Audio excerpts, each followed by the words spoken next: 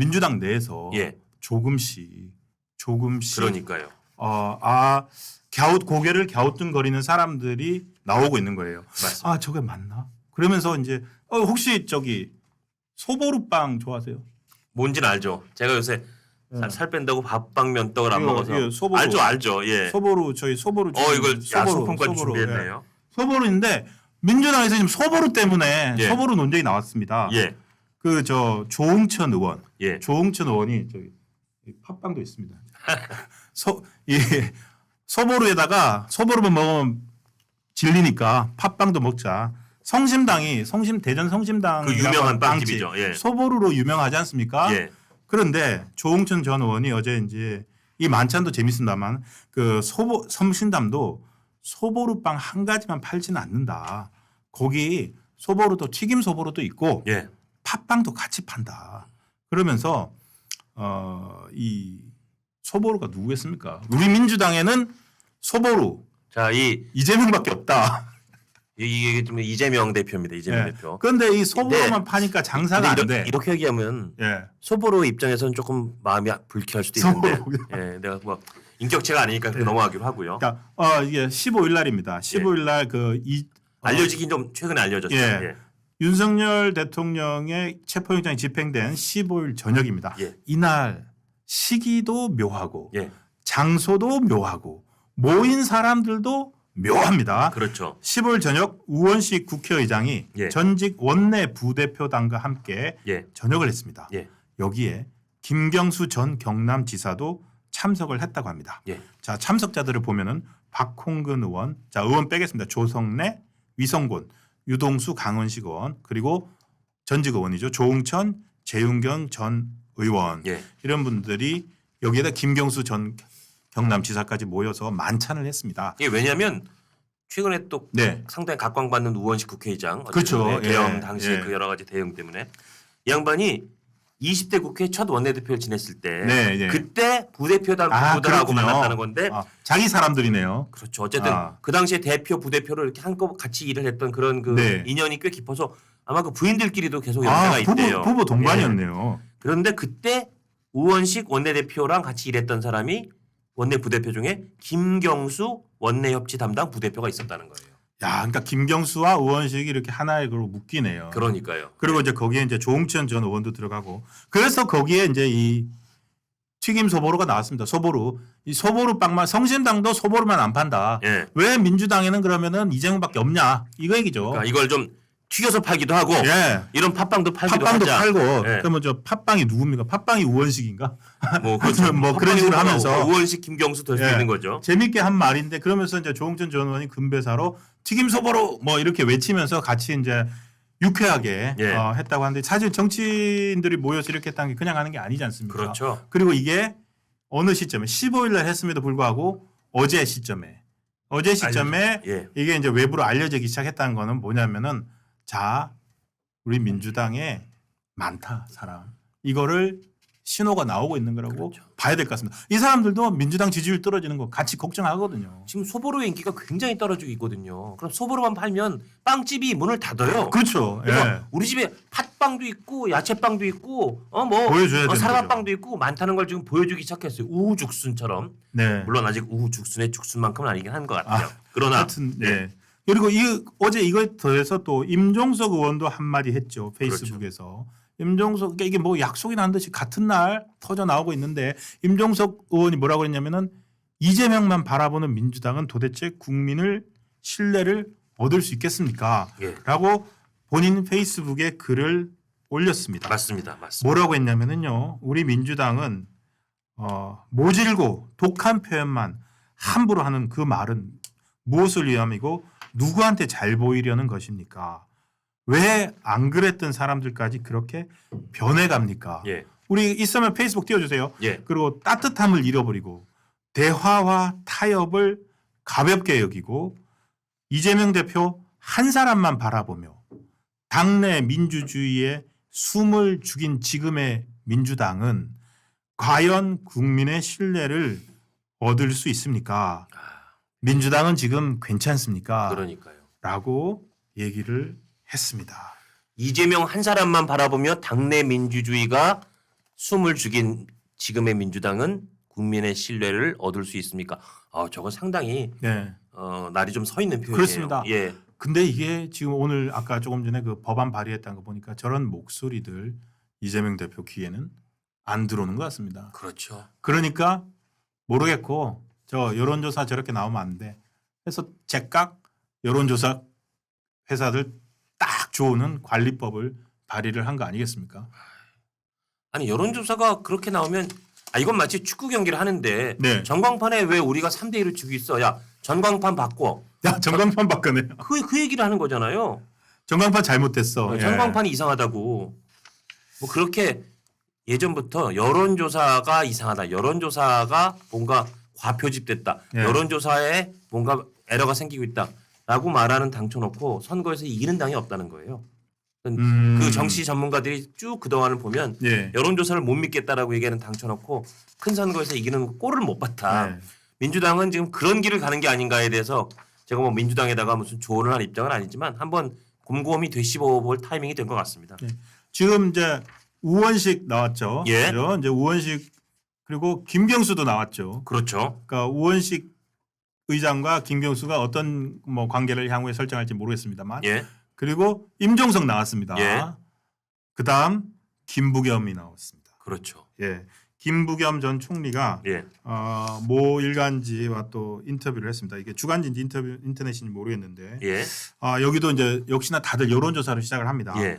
이 민주당 하락세는 국민의 기대에 우리가 못 미친 탓이다. 예. 그래서 내가 총대를 매라면 매겠다. 그러니까 뭐냐면 질문이 뭐였냐면은 중앙일보 뭐 누구 인터뷰인데 예. 조기 대선이 치러지면 출마를 하실 건가? 예. 라고 했더니 나한테 총대를 매라면 매겠고 도울 게 있다면 돕겠다.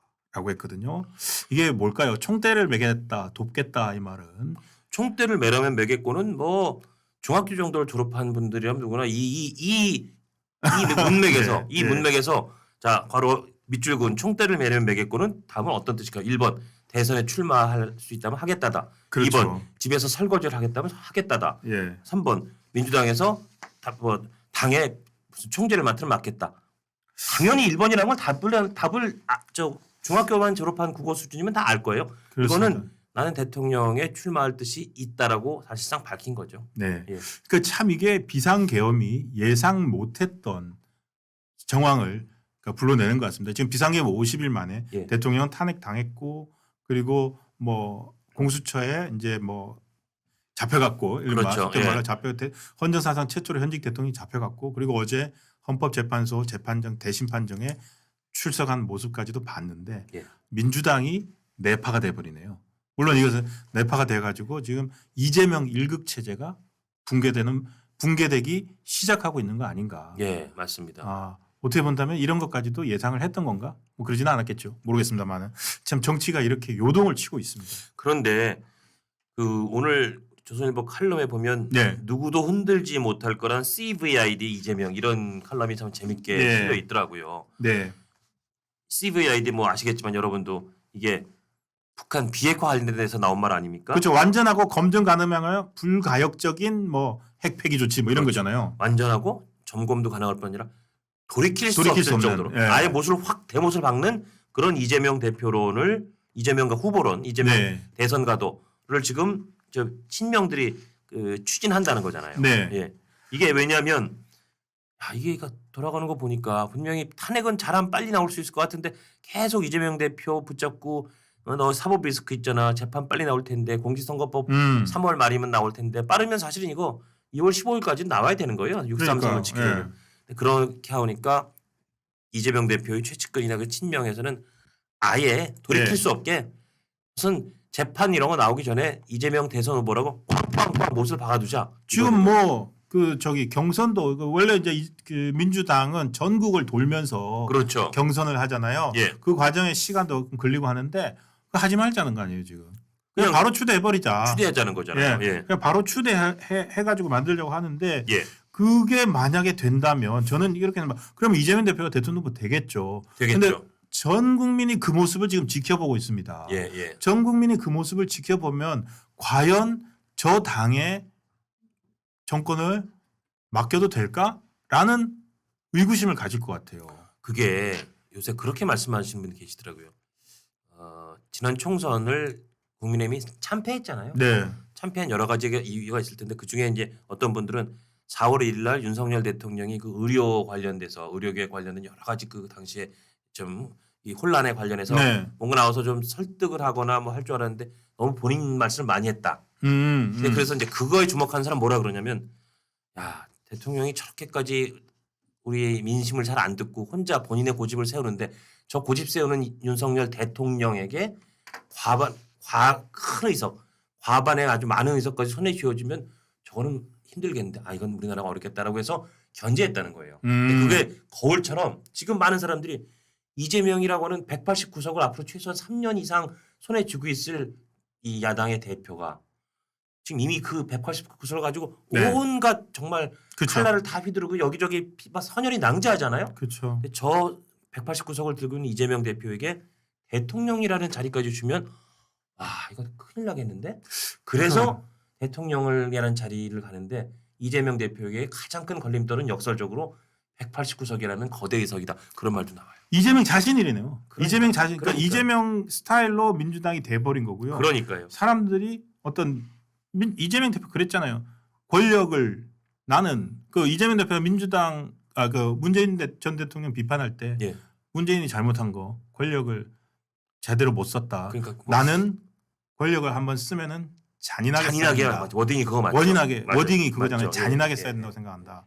근데 그 잔인성을 폭력성을 이미 지금 민주당 보고 있고 예. 이재명 민주당 대표가 그거를 못 버리는 이유는 본인한테 시간이 얼마 남지 않았다는 초조감을 맞습니다. 누구보다도 느끼는 게 이재명 대표이기 때문에 지금 어떻게 본다면은 지금 현재 보여주는 상황은 아무리 저렇게 지금 지지율이 떨어지고 하더라도 더 폭주하지 않을까. 맞습니다. 이재명 폭주는 당분간 계속 이어지지 않을까. 지금 대한민국의 모든 정치인들은 다 대통령을 꿈꾸잖아요. 네. 모든 정치인들은 내가 대통령이 되느냐 안 되느냐예요.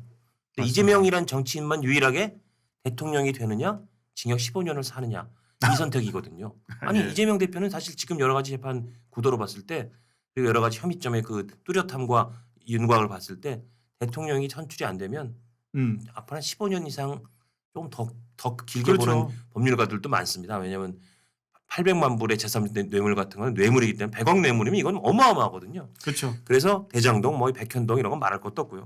그래서 이재명이라는 정치는 대통령이냐 징역 15년, 20년이냐이기 때문에 더 절박하고 더 선택의 여지가 없고 더 폭주하고 더 독단적으로 가고 그렇기 때문에 국민들로부터는 더 거부감을 일으키는 어떻게 보면 이 악순환의 고리에 들어갔을 수도 맞습니다. 있다. 예. 그렇게 봅니다. 어떻게 보면 이재명 대표의 본질이라는 것은 본인이 성남시장 시절 저질렀던 어떤 범죄 예. 그 범죄를 막기 위해서 거짓말 또 다른 거짓말 그렇죠. 이게 그런데 차곡차곡 거짓말이 쌓여서 또 기소 또 네. 범죄. 그게 차곡차곡 쌓였는데 그 결과가 어떻게 보면 진짜 성남시장을 했던 2010년 이때부터 10년 15년 만에 그냥 대선 후보가 되고 야당 대표까지가 되는 어이없는 상황이 지금 벌어졌는데 지금 마지막 한 고비를 남겨두고 본인의 대권 가도가 흔들릴 거 하는 어떤 그런 초조함, 긴박감 뭐 이런 것들 때문에 더 폭주할 수밖에 없는 상황이라고 그러니까요. 생각을 그리고 합니다. 어떻게 보면